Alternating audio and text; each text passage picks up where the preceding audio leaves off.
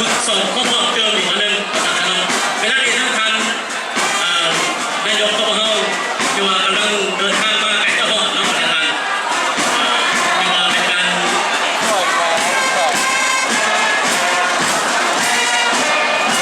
ฝึกสอนเป็นการเริ่มของการเดินทางทางแนวส้มในขั้นต้นต่างๆเนาะ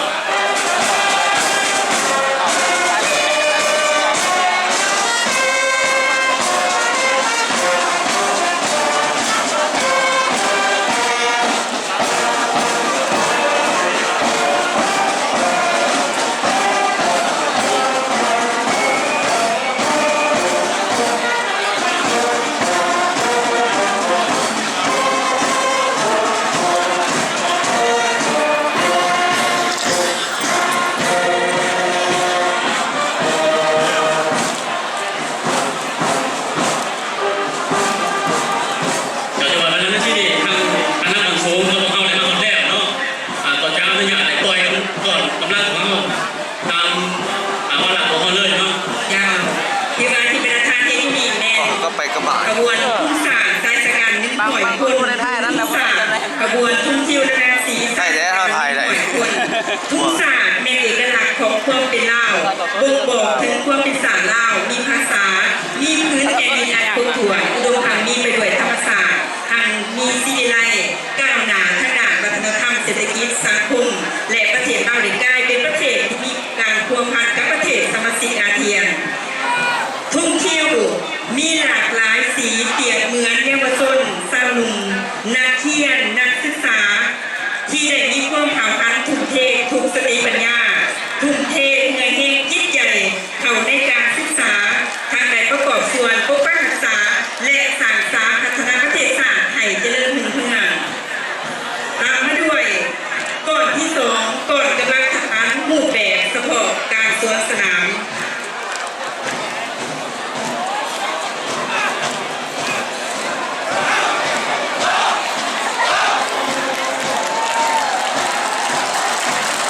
ก่อนเดินขบวนสวนสนามในซิปกองบัญชาการทหารแผงจักรพรรดิเมนมาจากนักเรียนในซิปสุดที่8ของเรียนการทหารท้องถิ่น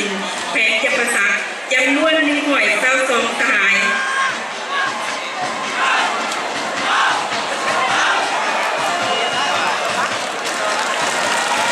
เราเรียนทหารท้องถิ่นแผงจักรพรรดิเป็นสังกัดขึ้นอยู่ในระยะที่ประเทศชาติเรียนเดิมแนวทางที่ไกลไปอย่างกำลังทุกภาคอย่างที่เศร้าทุกทำงานปีมันไปไกลสิบห้าเป็นอาทิตย์ละทุกบาทผมดูเกี่ยวกับการเชื่อที่การในแต่ละระยะโดยเฉพาะแมนซิส45 วัน45 วันเลยเข้า10 วันตามมาด้วยก่อนกำลังของกองบัญชาการทหารแผงจักรพรรดิกองบัญชาการ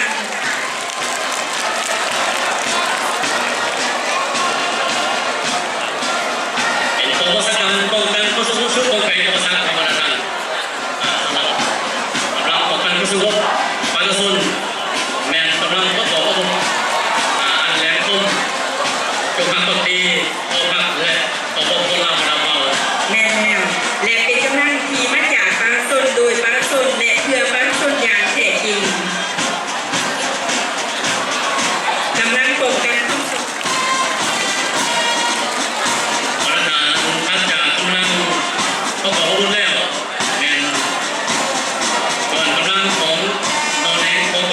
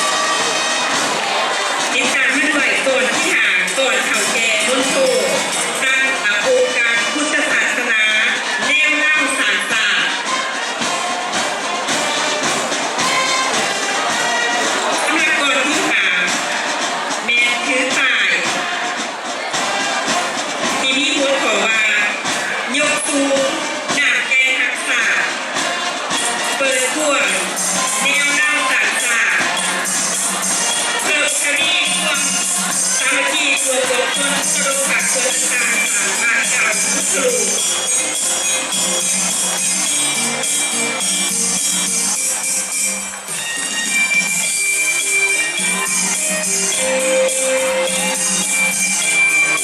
ในบทของสมเด็จพระพุทธองค์จะมีบรรดาพระป่าพระทั้งหลาย ก่อนที่ผมก่อนจับกุมปฏิบัติเล่ายังนวลซ้อมสอยคน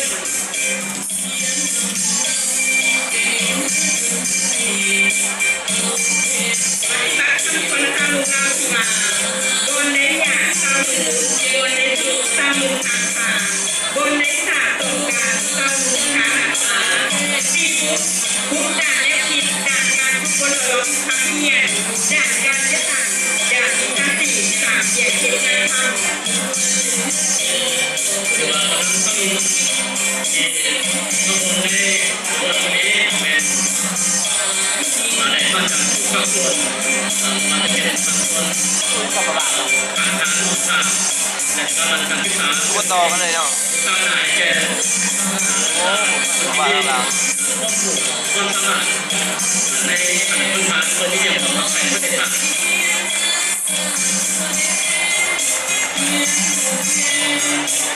มีความดีไรขนาดยิ่งใหญ่ที่ข้อมูลความเข้าใจต่อทางนโยบายของการจัดตั้งสาธารณสุขขันในทางการปรับปรุงและขยายอย่างทั่วถึงสามไม่ยิ่งเล็กในตัวเมืองชนบทในทางการศึกษาทั่วถึงสี่ไม่ยิ่งเล็กในทางการบริการขนาดสาธารณสุขไม่ยิ่งมีอาชีพมีสิ่งมีงานและปฏิบัติของแข่งขันสามีพลเมืองดีพัฒนาดีสร้างครอบครัวดี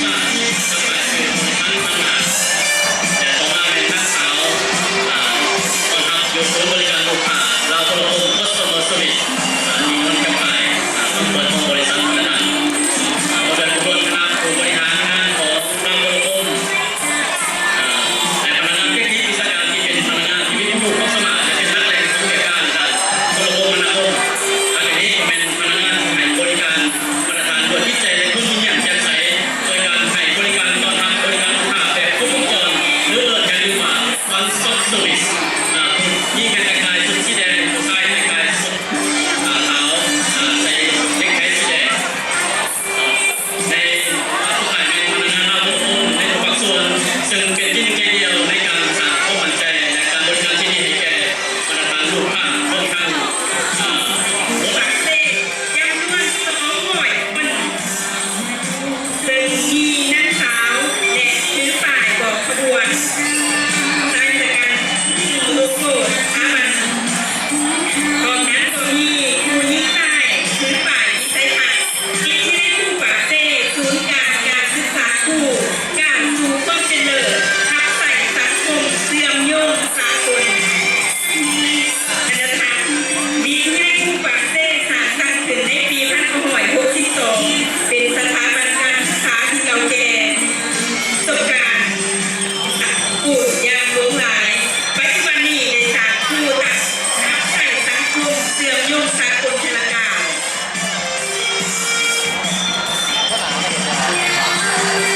อีกตามมาด้วยก่อนกำลังอยากมีรายการเนื่องขาดใจ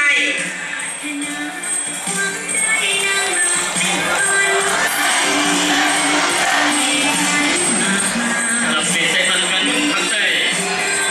ไม่ได้การลงใจทั้งบอกเลยว่าการเลือกดีที่มีได้ทั้งสมัยก็ใช้อุตสาหกรรมเป็นการนำเสนอโดยทางผู้ปกครองและผู้นำสิ่งที่มีใหญ่เราโดยรวมกันทุกบ้านทุกคนที่มาสนิทจากการร่วมในทุกเกิดที่บ้าน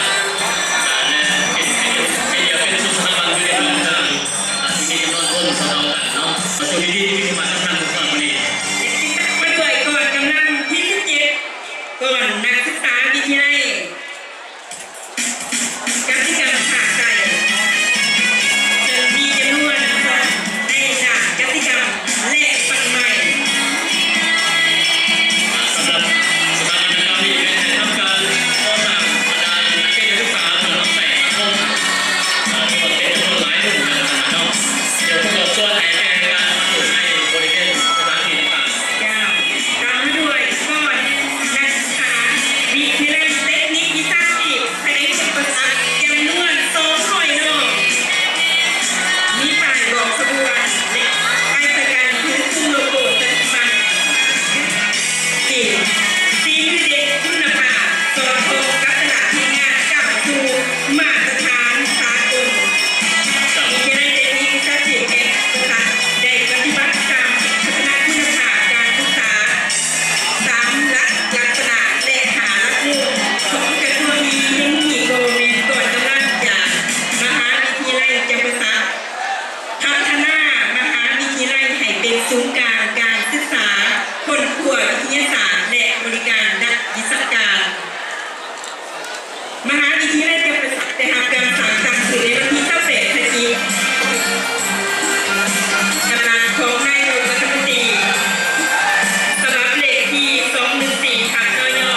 เพื่อให้ใส่ฐานบุคลากรให้เป็นพลเมืองดีของศาสตร์เป็นเจ้าตัวเองประกอบด้วยข้อมูลคนสามารถด้านวิชาประกอบเตรียมพร้อมประกอบส่วนพัฒนาสังคมโดยกำลังแจ้งเององค์สามัคคีเป็นหน้าหนึ่งใจเดียวของพนักงานช่วยชุมชนนักศึกษา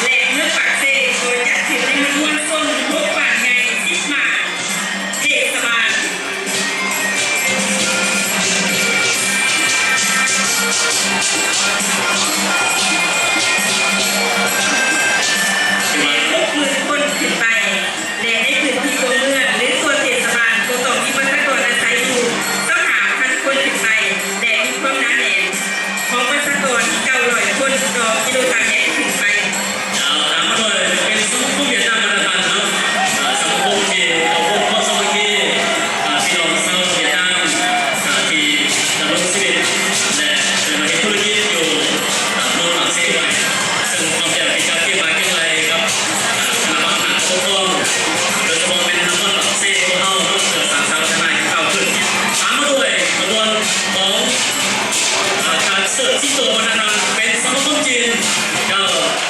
นำเอาขบวนสิงโตมาเสิร์ฟให้ประธานได้รับชมเนาะนำแสดง ที่ว่ามีต้นไม้นกกระทาน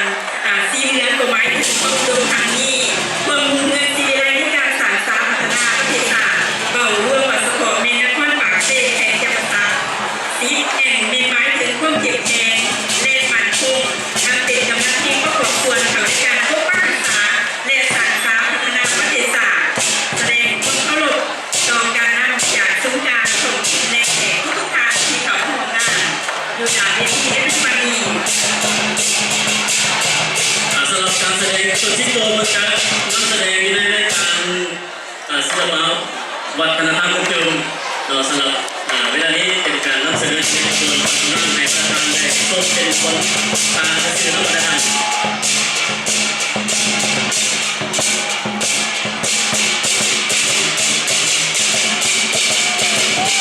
สำหรับประชาชน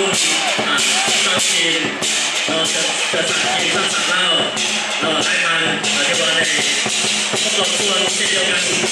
กับทางสมาคมเวียดนามเนาะหายคือกันซึ่งนักลงทุนอาศัยอยู่เมืองปากเซ่ก็คือมาดามเมืองต่างๆวันนี้ก็ได้ เสียสดงดงามและติดตามมาด้วยก่อนที่23ก่อนกลุ่มธนาคารยาวปัจจุบันนี้บรรดาสื่อและบรรดามวลชนกัน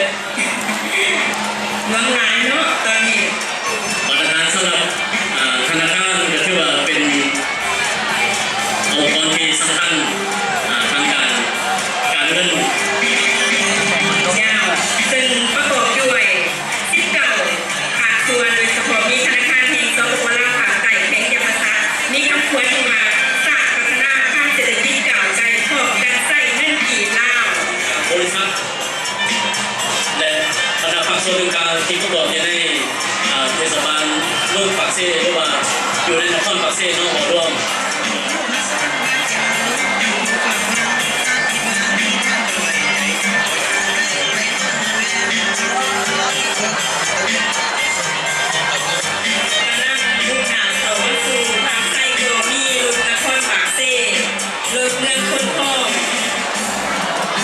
มีรถบริษัท CSC รถแผนกทรัพยากรธรรมศาสตร์และสิ่งแวดล้อมโดยบริษัทคงช่างโคสาร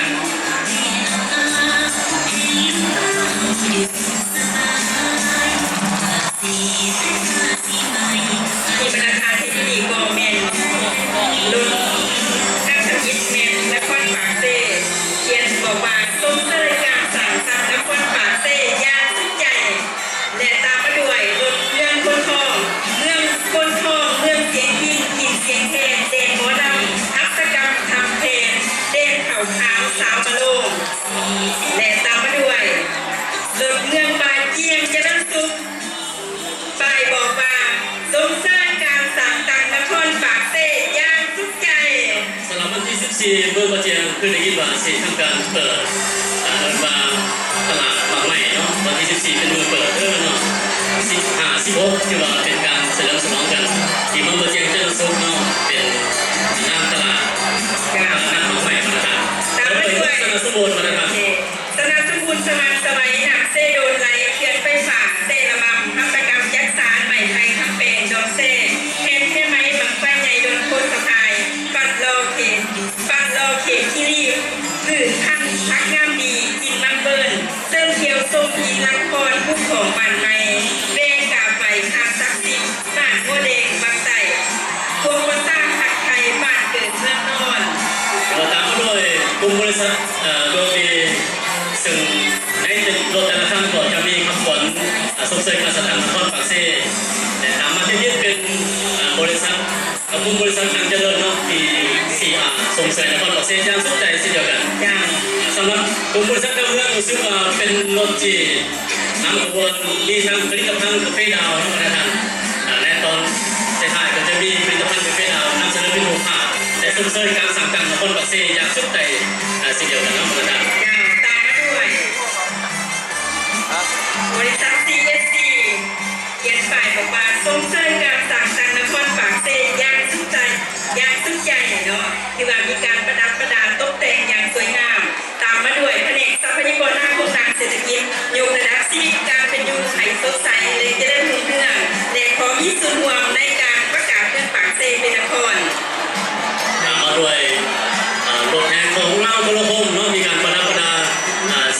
สานไทยเมืองนครนครปฐมเนี่ยกลายเป็นสมาร์ทซิตี้นวัตกรรม ตามมาด้วยโอลาวแขปากเซ่ส้มเสื้อกันสัตว์ ดิสซาซีแขวงจำปาสักวัฒนธรรมเขามาอย่างสง่างามเนาะมีทั้งพนักงานผู้อาจารย์ผู้เป็นนักเรียนนักศึกษาที่กำลังปฏิบัติหน้าที่ตัวจริงหรือตำรวจเป็นการจำลองอยู่ในโรงเรียนเก่านี้ดังในเสนอในตอนต้นเนาะคือว่าก่อสร้างนักศึกษาที่มีความรู้ความสามารถ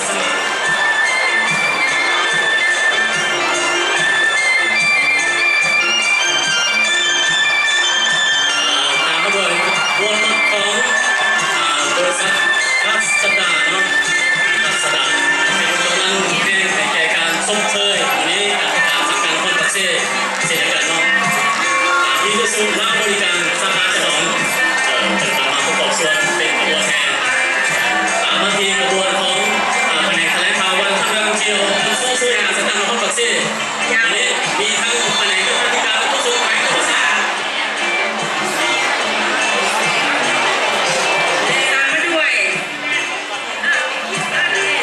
โดยบริษัทรัฐวิสาหกิจหนักประปาแข่งที่มีเศร้าโบกแผนกศึกษาธิการกีฬาแข่งมีเส้นทางถอดจี2030แมนพลเมืองงามทุกคนได้ทำการซื้อ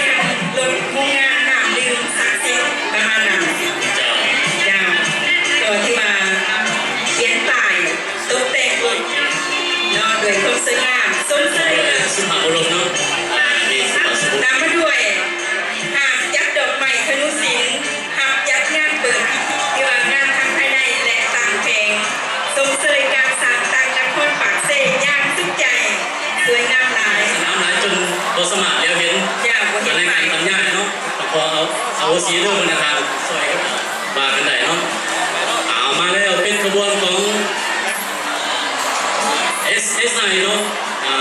เป็นทางบริษัท SSI เล็กกองกาวไนซ์ ตามมาด้วยโดยบริษัทเราโตโยต้าภาคใต้ส่งเสริมการสร้างต่างนครปากเซ่ย่างสุขใจตามมาด้วยกระบวนแห่จากเมืองแห่เข้าโค้งเนาะและตามมาด้วยวงแฮมเอราวันริเวอร์ไซด์ ในการบริการทั้งด้านที่พักโรงแรมที่มีความสะดวกมาที่บริษัทเซสนากลุ่มบริษัทเซสนาเนาะบางทีช่าง ตามมาด้วยรถไฟฟ้า ที่นั่งต่อจากต่างประเทศส่งเสริมการสถานของปักเซ่ ตามมาด้วยขบวนของวงหูเกาเมย่าซีเนสเนล2016เนาะอันที่สองนักมากตัวพวงและนักแท็กซี่นี่ที่มาเป็นขบวนของวงหูเกาเมเจอร์ซีแพค ขบวน3 รอบโอ้โหวันนี้พวกเขาได้ลูกค้า